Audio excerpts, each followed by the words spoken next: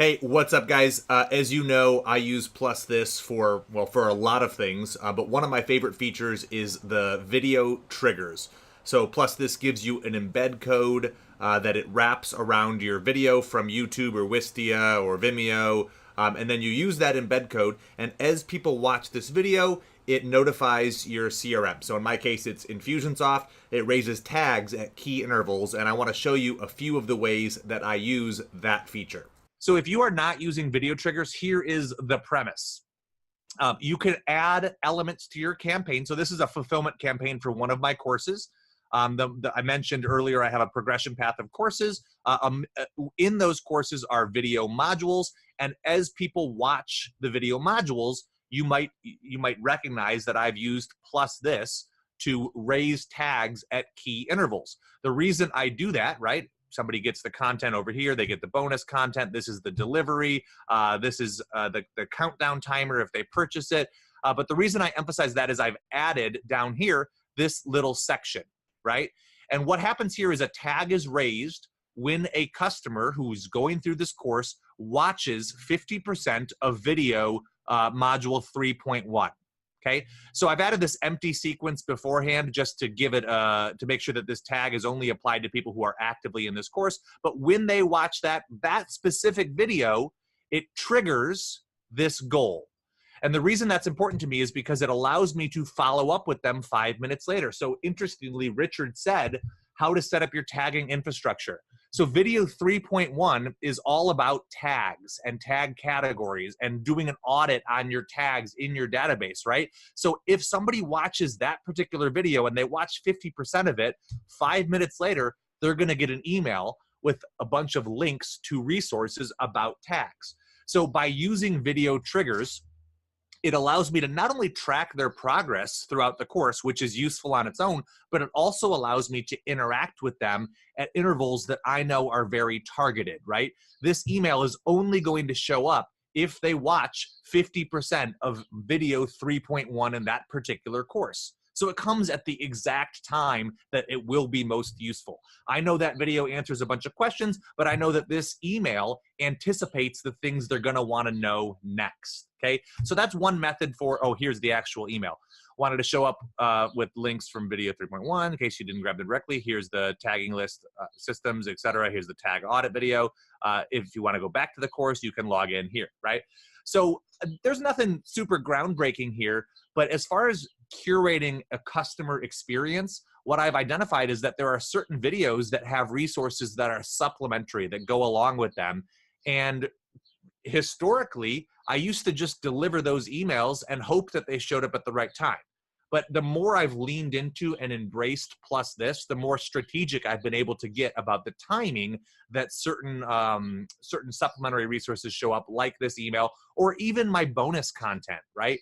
Historically, I would just unlock the bonus content a week after somebody bought the course, which sometimes was too slow, and sometimes it was way too early.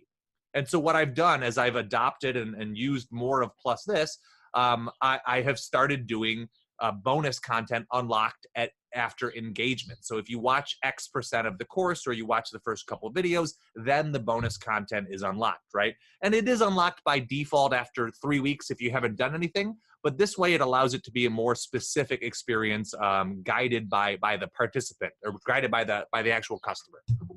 So a second way to use video triggers, and this is one that I have actually shared before, so I'll be brief about this. If you have followed the campaigns of the Titans ebooks the last couple years, I forget which one, but one of the years I contributed a campaign here that I'm going to showcase, which basically follows a customer through the consumption of my LCM real life course. So as they watch this video, when they get to the end of it, it raises a tag and notifies the CRM, hey, they completed this video. The reason that's important is because if you raise a tag when they start and you raise another tag when they finish, what that allows you to do is identify the area in between. So, hey, if the first video in my LCM real life course is the attract section, well, I can raise a tag if they start that video, and I can raise a tag if they stop that video. And then In between, I can deliver an email or a series of emails. So if they start this video and they finish the video right away, they don't ever know that they were in this sequence. But if they start the video and don't finish it, they're going to experience a couple of nudges over a period of time to encourage them to go on and finish consuming that video. So here's what that campaign looks like at scale. If they start the first video, if they finish the first video, if they start the second video, if they finish the second video, if they start the third video, if they finish the fourth video. And you can see I have these sequences in between each of those, right? Started a track but didn't finish. Finished the track but hasn't started sell. Started sell but didn't finish, etc., etc. So if you offer video courses or any video that you want people to progress through, you can use video triggers to not only measure are they watching it, but to also encourage and drive consumption of these courses.